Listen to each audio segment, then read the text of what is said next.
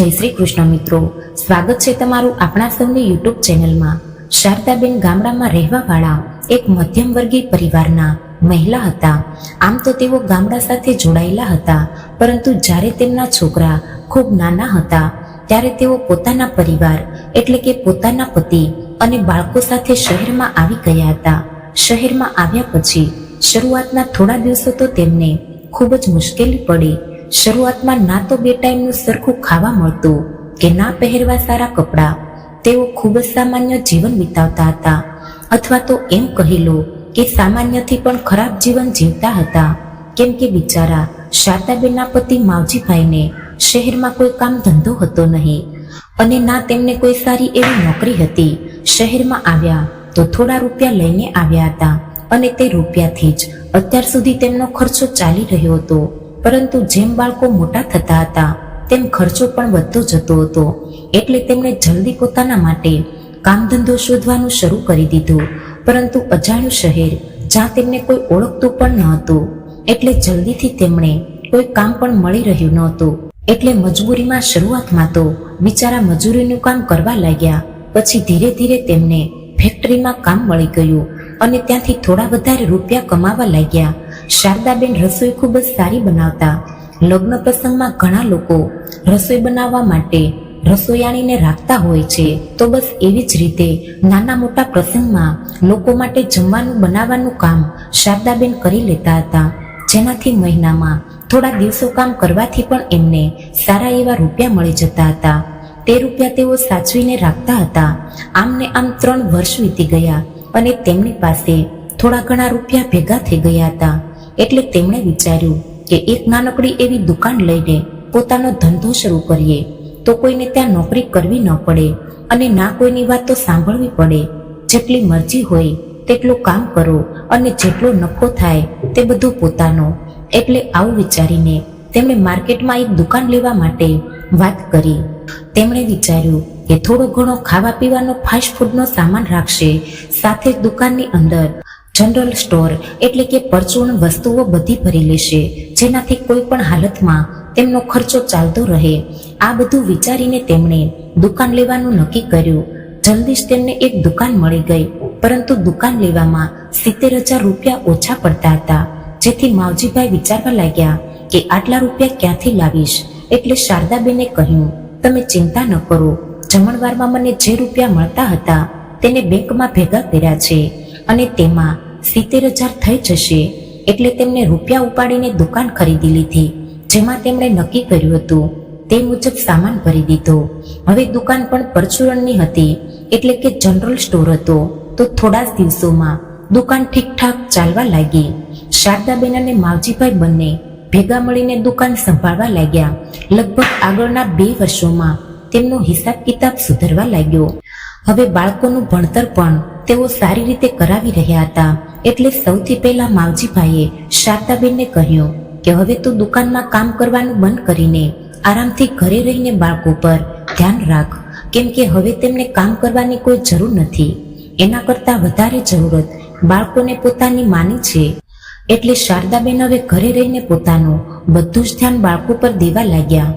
ધીમે ધીમે તેમની આર્થિક સ્થિતિ પણ સુધરતી જતી હતી, એટલે હવે તેમના માટે પોતાના બાળકોથી વધારે જરૂરી બીજું કંઈ હતું નહીં। જેમ જેમ સમય વીતતો ગયો, માવજીભાઈની દુકાન જામી ગઈ અને તેઓ સારા એવા રૂપિયા કમાવા લાગ્યા અને ઈશ્વરની કૃપાથી હવે તેમના બાળકો સરકારી સ્કૂલને બદલે પ્રાઇવેટ સ્કૂલમાં જવા લાગ્યા અને તે લોકો એક સારી જિંદગી જીવવા લાગ્યા। પરંતુ હજી તેઓ ભાડાના મકાનમાં જ રહેતા હતા, પરંતુ જ્યારે ઉપરવાળાનો સાથ હતો તો પછી ચિંતા કેવી। ધીરે ધીરે તેઓ રૂપિયા ભેગા કરતા રહ્યા અને 10-12 વર્ષમાં તેમણે પોતાનું મકાન પણ લઈ લીધું। આખો પરિવાર એક સાથે ખુશી ખુશી રહેતો હતો। બધા લોકો એકબીજાને ખૂબ જ પ્રેમ કરતા હતા, પરંતુ સમય હંમેશા એક જેવો નથી રહેતો। સમયની સાથે સંબંધો પણ બદલાઈ જાય છે અને સંબંધો બદલાવાની સાથે તે સંબંધોમાં પરિવર્તન આવવું પણ એક સ્વાભાવિક વાત છે। ક્યારેક કોઈ માણસ લગ્ન પછી બદલાઈ જાય છે, તો ક્યારેક આ સમય અને હાલાતની સાથે, પરંતુ હમણાં તેમનો સમય અને હાલાત બંને ખૂબ જ સારા હતા। બાળકોનું ભણવાનું પૂરું થયું અને હવે તેઓ ગ્રેજ્યુએશન કરવા લાગ્યા। માવજીભાઈએ મકાન અને દુકાન બંને પોતાના નામે લીધેલી હતી. સમયની સાથે તેમની દુકાન ખૂબ જ સારી ચાલવા લાગી હતી, એટલે ધીરે ધીરે પૈસા ભેગા કરતા ગયા અને હવે તેમણે એક બીજી દુકાન પણ ખોલી દીધી. તેના બાળકો તો ભણતા હતા, એટલા માટે તેમણે બંને દુકાન પર કામ કરવા માટે છોકરાઓ રાખ્યા હતા, જેથી તેઓ આરામથી બંને દુકાન સાચવી શકે. એકલા માવજીભાઈ બંને દુકાનોનું કામ સંભાળતા હતા. ક્યારેક એક દુકાન પર બેસી જતા તો ક્યારેક બીજી દુકાન પર. બધું જ કામ તેમણે દુકાનમાં રાખેલા છોકરાઓના હાથમાં પણ નહોતું આપી દીધું. નહીતર બેઈમાની પણ ખૂબ જ મોટી વસ્તુ હોય છે. બે પૈસાને જોઈને ક્યારે કોઈ માણસનું મન બદલાઈ જાય તે ખબર નથી પડતી. એટલા માટે પોતાની દુકાનોની દેખરેખ તેઓ જાતે જ કરતા હતા. દુકાન પર કામ કરવા વાળા છોકરાઓને તે પોતાના બાળકો સમજીને તેમને ખૂબ જ પ્રેમથી રાખતા, અને બીજી બાજુ તેમના બાળકો ભણવાનું પૂરું કરી રહ્યા હતા. તેમના દીકરાઓનું ગ્રેજ્યુએશન પૂરું થઈ ગયું એટલે તેમણે પોતાના દીકરાઓને બેસાડીને પૂછ્યું કે હવે તેઓ શું કરવા માંગે છે. તેઓ પોતાના ભણતરના હિસાબે કોઈ નોકરી શોધવા માંગે છે કે પછી પોતાના પપ્પાના કામ ધંધાને સંભાળવા માંગે છે. એટલે તે સમયે છોકરાઓએ કહ્યું કે તમને જેમ ઠીક લાગે એમ એવી રીતના કરવા તૈયાર છીએ, પરંતુ ભણવાનું હોય કે તેમનું પહેરવાનું, માવજીભાઈએ ક્યારેય કોઈ વસ્તુમાં દખલ કરી નહોતી. જે તેમનું મન કરતું તેવી જ રીતે છોકરાઓ રહેતા હતા. એટલા માટે તેમના જીવનનો એક મહત્વનો નિર્ણય એટલે કે પોતાનું ભવિષ્ય બનાવવાનો નિર્ણય લેવા માટે પણ તેમને જાતે જ કહ્યું. તેઓ શું કરવા માંગે છે તો તેઓ પોતે નિશ્ચિત કરે. જો તેઓ નોકરી કરવા માંગે છે તો પણ કરી શકે છે, અને જો તેઓ પોતાના પિતા સાથે દુકાન પર બેસવા માંગે છે, તેમની પાસે રહીને તેમનું ધ્યાન રાખવા માંગે છે તો તે પણ કરી શકે છે. તેમના દીકરાઓએ વિચારીને કહ્યું કે પપ્પા, અમે નોકરી શોધી લઈશું. જ્યારે અમે આટલું ભણ્યા છીએ તો એક વખત પોતાના ફિલ્ડથી રિલેટેડ કામ શોધવામાં શું વાંધો છે. હર વખતની જેમ માવજીભાઈએ આ વખતે પણ પોતાના બાળકોનો સાથ દીધો અને કહ્યું કે બેટા, જેવી તમારી ઈચ્છા હોય તેમ કરો. તમારા પર કોઈ દબાવ નથી. આ તમારા જીવનનો નિર્ણય છે તો તમે જાતે જ લો. એટલા માટે તેમના દીકરા પોતાના ભણતરના હિસાબે નોકરી શોધવા લાગ્યા. જ્યારે થોડા સમય સુધી તેમને નોકરી મળી નહીં તો તેમણે નિશ્ચય કર્યો કે તેઓ પોતાના પપ્પાની દુકાન પર બેસી જશે. કમસે કમ કંઈક કામ તો હશે. અને સૌથી મોટી વાત તો એ હતી કે જ્યારે પોતાનો ધંધો છે તો તેમને નોકરી કરવાની શું જરૂર છે. પોતાની દુકાન પર પોતે માલિક બનીને બેઠા રહે, અને ત્યાં કોઈકની ઓફિસમાં ભલે ગમે તેટલી મોટી નોકરી હોય પણ કોઈને કોઈ કામમાં બોસની વાતો સાંભળવી જ પડે. પરંતુ અહીં એવું કંઈ હતું નહીં. પોતાની દુકાન પર પોતાની મરજીના માલિક હતા. થોડા સમય સુધી તે બંને એવી જ રીતે કામ કરતા રહ્યા. પછી જ્યારે તેમને આ કામમાં જ નફો દેખાવા લાગ્યો તો તે બંને એક એક દુકાન સંભાળવા લાગ્યા. અને માવજીભાઈ બંને દુકાનો પર ઈચ્છા થાય ત્યારે ફરતા રહેતા. હવે તેમના પોતાના દીકરા માટે છોકરી શોધવાનું શરૂ કરી દીધું, અને સારી છોકરી શોધીને તે બંનેના લગ્ન પણ કરાવી નાખ્યા. ધીરે ધીરે સમય વીતતો જતો હતો. હવે તેમની દીકરી આશાનું ગ્રેજ્યુએશન પણ પૂરું થવા આવ્યું હતું. ગ્રેજ્યુએશન કર્યા પછી વધારે આગળ ભણવા માટે તેણે વિદેશ જવાની ઈચ્છા હતી. એટલા માટે તેને વિદેશ જવા માટે સરકારી ફોર્મ ભર્યું, જેમાં સ્કોલરશીપ વિદ્યાર્થીને મળે છે, અને એક એન્ટ્રન્સ એક્ઝામ પણ આપી, જેમાં તે સફળ થઈ ગઈ. એટલા માટે તેને સ્કોલરશીપ પર વિદેશ જવાનો મોકો મળી ગયો. એટલે હવે તે વિદેશ જઈને મન લગાડીને ભણતી હતી. અહીં ઘરમાંથી દીકરીના ગયા પછી ઘરમાં બે વહુઓ હતી. એટલા માટે દીકરીની કમી એટલી બધી મહેસૂસ થતી નહોતી, અને બંને વહુ પણ મામા ભાઈની બહેનો હતી. એટલા માટે તે બંનેમાં પણ સારી બનતી હતી. અહીં દીકરા દુકાનોનું બધું કામ સંભાળવા લાગ્યા, પરંતુ હજી પણ એટલી જાણકારી હતી નહીં. એટલા માટે માવજીભાઈ ભાગદોડ કરતા રહેતા હતા. બહારના બધા જ કામ પણ સંભાળતા અને દીકરાઓને શીખવતા પણ રહેતા. પણ એક દિવસ જ્યારે માવજીભાઈ એક દુકાનેથી બીજી દુકાન પર જઈ રહ્યા હતા તો અચાનક એક મોટા ટ્રક સાથે તેમનું એક્સિડન્ટ થઈ ગયું, અને ટ્રકવાળો તેમને મારીને ભાગી ગયો. રસ્તામાંથી પસાર થતા એક માણસે તેમને ફટાફટ હોસ્પિટલમાં ભરતી કરાવ્યા અને પોલીસને જાણ કરી, જેથી માવજીભાઈના ઘરવાળાઓને આ વિશે ખબર પડી શકે. પોલીસવાળાને માવજીભાઈએ પોતાના અંતિમ શબ્દોમાં એટલું જ કહ્યું કે ટ્રકવાળાએ તેમનું એક્સિડન્ટ કર્યું અને પછી ભાગી ગયો. જે દિવસે એક્સિડન્ટ થયો તે દિવસે તરત જ આશાને પણ જાણ કરવામાં આવી અને તે પોતાના પિતાને જોવા માટે ત્યાંથી નીકળી ગઈ. બીજા દિવસે સવાર સુધીમાં આશા પોતાના દેશ પહોંચી. પોતાના દીકરા અને દીકરીને બોલાવી માવજીભાઈએ સમજાવ્યું કે બેટા, મેં જીવતે જીવતા તમારી મમ્મીને ખૂબ જ પ્રેમ અને સન્માનથી રાખી હતી. મારા ગયા પછી તમારી મમ્મીનું પૂરું ધ્યાન રાખજો. પોતાના બાળકોને કહેલા આ આખરી શબ્દો હતા તેમના. ત્યાર પછી જ્યારે માવજીભાઈએ પોતાની આંખો બંધ કરી તો ફરીવાર ક્યારેય તેમણે પોતાની આંખો ખોલી જ નહીં. પોતાના પતિના આમ અચાનક જતા રહેવાનો આઘાત શારદાબેન માટે ખૂબ જ ઊંડો હતો, જેના સહારે તેમણે જીવનના દરેક સુખ દુઃખને હસતા હસતા પાર કર્યા હતા. આજે તે જ જીવન સાથી તેમનો સાથ છોડીને જતા રહ્યા હતા. ખૂબ જ મુશ્કેલીથી તેમણે પોતાની જાતને સંભાળી. જ્યારે કોઈ માણસ આપણને મૂકીને જતું રહે છે તો તેના ગયા પછી પણ જિંદગી તો જીવી જ પડે છે. જિંદગી ખતમ નથી થઈ જતી. ધીરે ધીરે બધાએ હકીકત સ્વીકારી લીધી. દીકરી ફરીવાર વિદેશ પોતાનું ભણવાનું પૂરું કરવા જતી રહી. આશાને શરૂઆતથી જ ડોક્ટર બનવાનો શોખ હતો અને તે જ ભણવા માટે તે વિદેશ ગઈ હતી. દીકરાઓએ દુકાન સારી રીતે સંભાળી લીધી હતી અને પોતાના એરિયામાં તેમનું ખૂબ જ મોટું નામ અને સન્માન હતું. માવજીભાઈના મૃત્યુ પછી થોડા મહિના પછી શારદાબેનના ઘરમાં એક પૌત્રનો જન્મ થયો અને પછી થોડા સમય બાદ નાની વહુને પણ દીકરી થઈ. પરિવારમાં ફરી ખુશીઓનું વાતાવરણ હતું. હવે બાળકોના સહારે શારદાબેન પોતાનું દુઃખ ભૂલાવી નાખતા હતા.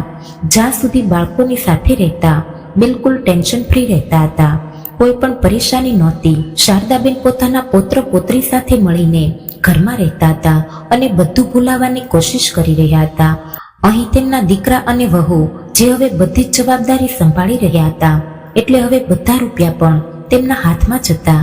જ્યાં સુધી માવજીભાઈ જીવતા હતા શારદાબેનને રૂપિયા માંગવાની જરૂર પડતી નહોતી. તેઓ થોડાક રૂપિયા આપી દેતા હતા. દરેક માણસને પોતાની જરૂરિયાત હોય છે, જેના માટે તેને રૂપિયાની જરૂર પડે છે. એટલા માટે તેમણે પોતાના દીકરાઓને કહ્યું, બેટા, તમારા પપ્પા તો મને ખર્ચા માટે દર મહિને થોડા રૂપિયા આપતા હતા. વાત એમ છે કે હું અને તારા પપ્પા બંને એક અનાથાશ્રમ સાથે જોડાયેલા છીએ, એટલે તેઓ દર મહિને મને 5,000 રૂપિયા આપતા હતા, જેમાંથી હું પોતાના માટે 2,000 રાખી લેતી હતી અને 3,000નો થોડો ઘણો ખાવા પીવાનો સામાન તે અનાથાશ્રમમાં બાળકો માટે લઈ જતી હતી. તેનાથી તે અનાથ બાળકો પણ ખૂબ જ ખુશ રહેતા હતા. એટલે હું ઈચ્છું છું કે તું પણ તારા પપ્પાની જેમ એવું જ કરે. ત્યારે તો તેમનો દીકરો કંઈ બોલ્યો નહીં, પરંતુ જેવો જ મહિનો શરૂ થયો અને શારદાબેને તેની પાસે 5,000 રૂપિયા માંગ્યા તો તેમનો દીકરો બોલ્યો, મને તો એક વાત સમજાતી નથી મમ્મી, તમારી પાસે એટલા બધા ફાલતુ રૂપિયા છે કે બધે વહેંચતા રહો. એક તો પહેલાથી જ દરવાજા પર કોઈ ભીખ માંગવા આવી જાય તો તમે એને હંમેશા કંઈક ને કંઈક આપીને મોકલો છો, ક્યારેક 50 તો ક્યારેક 100 રૂપિયા અને ઉપરથી. હવે તમને 5,000 રૂપિયા અનાથ છોકરા માટે આપીએ. મને તો એક વાત સમજાતી નથી, તમારે ખર્ચો કોઈ વાતનો છે? તમારે આટલા રૂપિયા શું કામ જોઈએ? કેમ કે ઘરનો બધો સામાન તો આવી જાય છે, તમારે ક્યાં ખર્ચ કરવાની જરૂર જ છે. માન્યું કે જ્યારે પપ્પા હતા તો તમને રૂપિયા આપતા હશે, પરંતુ ત્યારની વાત અલગ હતી. હવે મોંઘવારી એટલી વધારે વધી ગઈ છે, જે નફો થાય એમાંથી દુકાનનો સામાન લેવાનો, દુકાનમાં કામ કરવાવાળા છોકરાઓને પગાર આપવાનો અને ઘરનો ખર્ચો ચલાવવાનો. અડધાથી અડધા રૂપિયા પણ નથી બચતા. એવામાં છોકરાઓનો ભણવાનો ખર્ચો બધું જ જોવું પડે છે અને તમે છો કે હદ છે.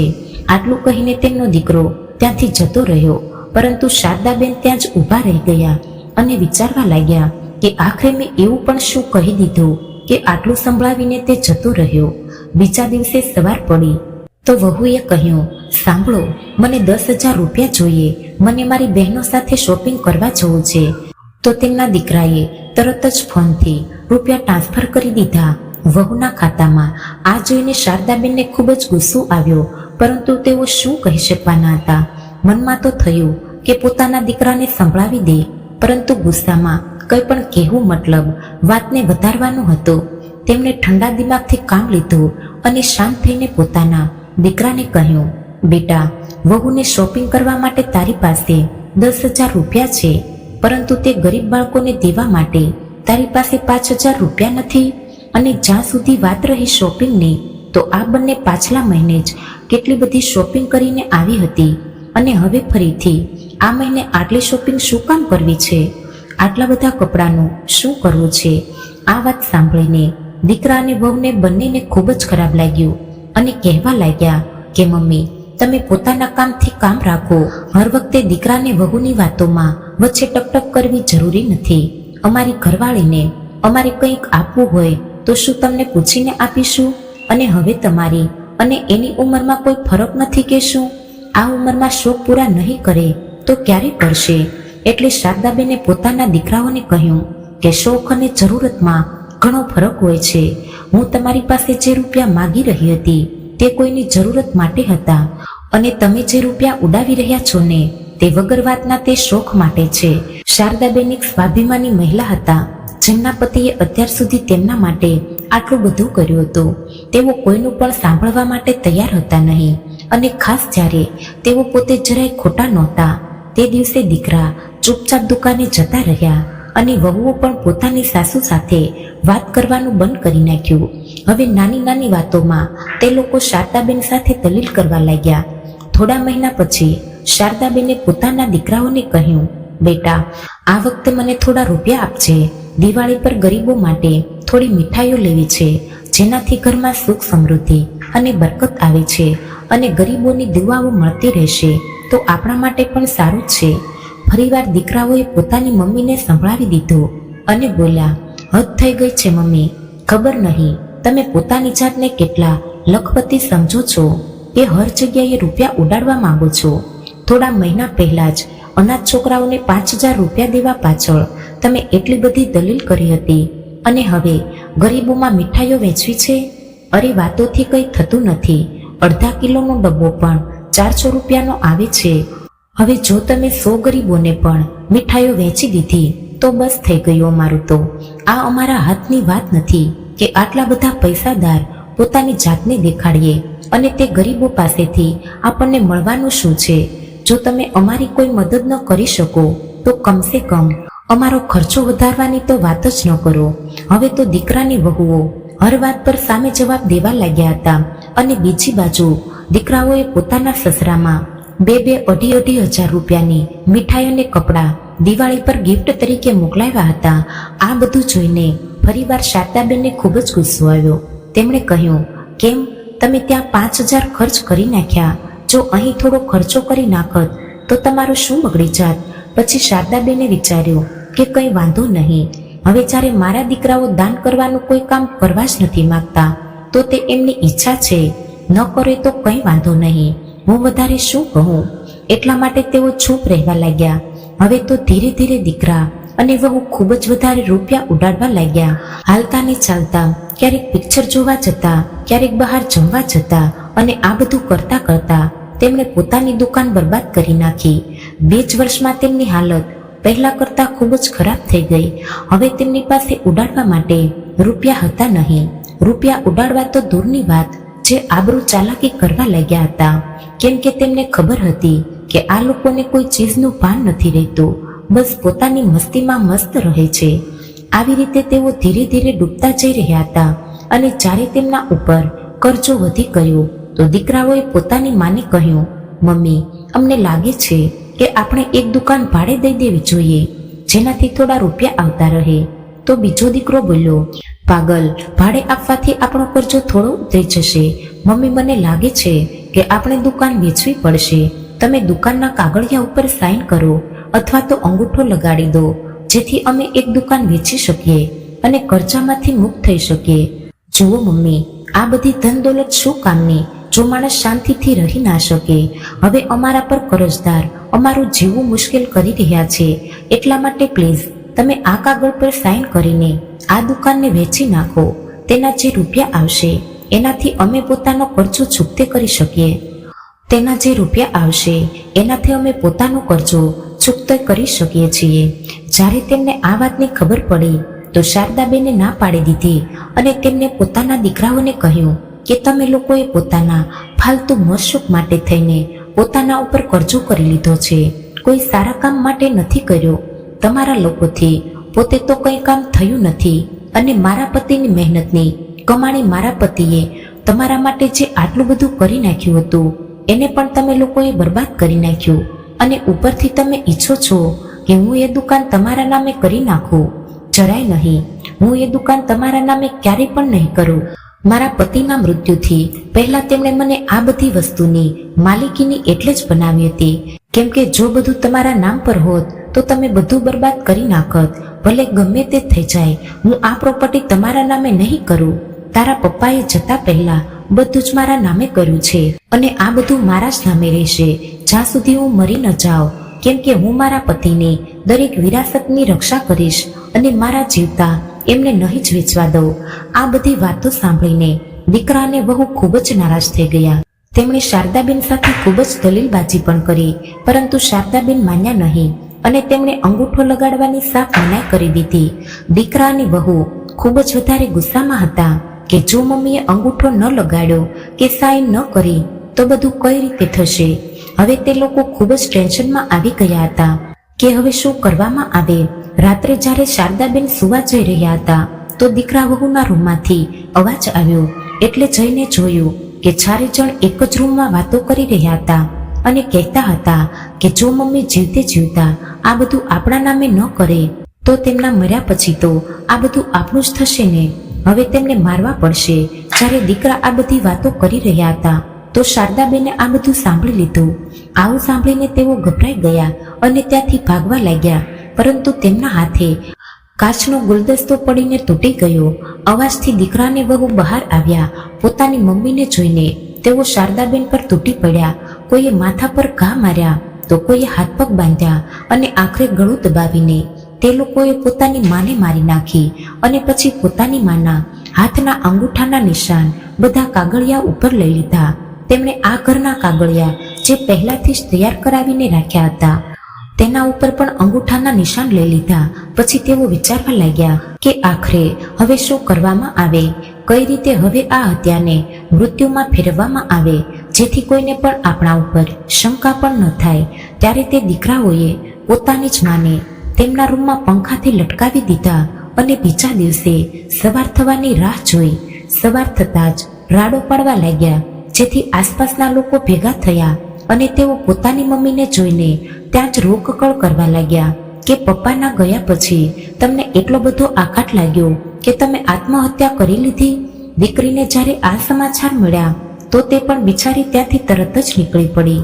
તેના પપ્પા તો પહેલા જ દુનિયા છોડીને જતા રહ્યા હતા અને 2 જ વર્ષની અંદર લગભગ તેની દુનિયા વીરાન થઈ ગઈ હતી. તે 2 જ વર્ષમાં અનાથ થઈ ગઈ હતી. હવે તેનું કોઈ રહ્યું નહીં સિવાય મતલબી ભાઈ અને ભાભીઓના.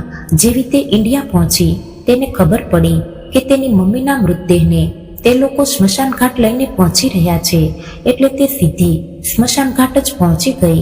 ત્યાં પહોંચીને તે પોતાની મમ્મીને જોઈને ધ્રુસકે રડવા લાગી. આખા રસ્તામાં પણ તે રોતી જ આવતી હતી અને પોતાની મમ્મીને જોતા જ તે જોર જોરથી રડવા લાગી અને વારંવાર તેમણે ઉઠાડવાની કોશિશ કરતી રહી. એને એવું લાગી રહ્યું હતું આટલી ભીડ હોવા છતાં પણ તે જાણે એકલી પડી ગઈ છે. તેનાથી આ દુઃખ સહન નહોતું થઈ રહ્યું. તે પોતાની મમ્મી પાસે રડી રહી હતી ત્યારે તેની નજર અચાનક તેના મમ્મીના હાથ પર પડી જેના પર શાહીના નિશાન હતા.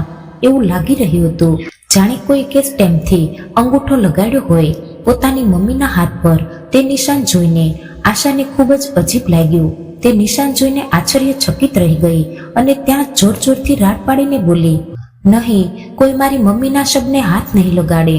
ખબરદાર, જો કોઈએ પણ મારી મમ્મીને અગ્નિદાહ આપવાની કોશિશ કરી છે તો.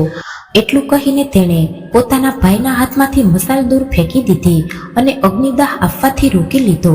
આ બધું જોઈને બધા લોકો ચોંકી ગયા કે તે આવું કેમ કરી રહી છે, પરંતુ તેના ભાઈઓ સમજી ગયા હતા કે તે આવું કેમ કરી રહી છે, એટલે તેઓ જલ્દીથી જલ્દી ચિતાને અગ્નિ લગાવવાની કોશિશ કરવા લાગ્યા અને કહેવા લાગ્યા કે મમ્મીના જવાના આઘાતમાં કદાચ આનું માનસિક સંતુલન બગડી રહ્યું છે, પરંતુ અમારે મમ્મીની આત્માની શાંતિ માટે આ તો કરવું જ પડશે. એમ કહીને તે પોતાની મમ્મીની ચિતા તરફ આગળ વધ્યો તો આશા પોતાના મમ્મીના શબને ચોંટીને ઊભી રહી ગઈ અને બોલી, જો કોઈએ પણ મમ્મીની ચિતાને સળગાવવાની કોશિશ કરી તો હું પણ તેમની સાથે જીવતી સળગી જઈશ. એટલા માટે જ્યાં સુધી હું ના કહું ત્યાં સુધી કોઈ મારી મમ્મીની ચિતાને હાથ નહીં લગાડે. એમ કહીને આશાએ તરત જ પોલીસને ફોન કરી દીધો. પોલીસ સાથે ફોન પર વાત કર્યા બાદ આશા પોતાની મમ્મીના મૃતદેહને છોટીને ત્યાં જ રડવા લાગી. એટલી વારમાં ભાઈઓએ ઘણી કોશિશ કરી કે તેઓ કોઈ પણ રીતે પોતાની મમ્મીની ચિતાને અગ્નિદાહ આપી દે, પરંતુ ગામવાળાઓની સામે જ્યારે આશાએ પોતાને અગ્નિમાં કૂદવાની ધમકી આપી તો બધા લોકો રોકાઈ ગયા અને એટલો સમય આશા માટે ઘણો હતો. એટલી જ વારમાં ત્યાં પોલીસ પણ પહોંચી ગયા હતા. પોલીસે ત્યાં પહોંચીને જોયું કે આશાની મમ્મીના હાથ પર શાહીના નિશાન છે અને તે પણ ફક્ત અંગૂઠા ઉપર. એટલે આશાની સાથે સાથે પોલીસ વાળાઓને પણ શારદાબેનના દીકરા ઉપર શંકા ગઈ. એટલે તેમણે બધાને પોતાની હિરાસતમાં લીધા અને મૃતદેહને પોસ્ટમોર્ટમ માટે મોકલી દીધો. જેવો જ પોસ્ટમોર્ટમનો રિપોર્ટ આવ્યો તો ખબર પડી ગઈ કે શારદાબેનનું મૃત્યુ ગળું દબાવવાના કારણે થયું છે અને મૃત્યુથી પહેલા તેમની ઘણી બધી ચપાચપી પણ થઈ હતી. કદાચ સાચે આ એક આત્મહત્યા નહીં પરંતુ મર્ડર છે, કેમ કે મારવાથી પહેલા તેમની સાથે મારપીટ પણ કરવામાં આવી હતી. તેનાથી માથા ઉપર પણ ઈજાના નિશાન મળ્યા અને હાથ પગ ઉપર પણ. પોસ્ટમોર્ટમ રિપોર્ટમાં આટલું સાબિત થયા પછી તે લોકો ખૂબ જ ગભરાઈ ગયા અને બીજી બાજુ આશા પોતાની મમ્મીને ન્યાય અપાવવા માટે પૂરી રીતે તૈયાર હતી.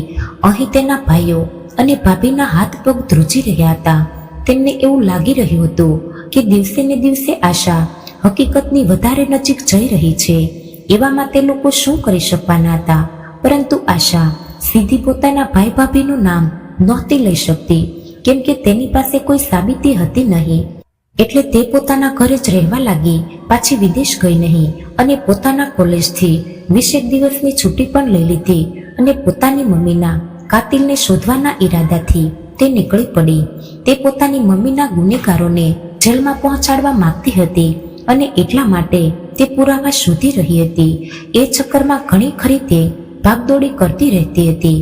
એક દિવસ જ્યારે તે પોલીસ સ્ટેશનથી પાછી આવી રહી હતી કે ત્યારે જ તેની નજર પોતાના જૂના નોકર ઉપર પડી, જે બજારમાં નવા અને સારા કપડાં પહેરીને ફરી રહ્યો હતો.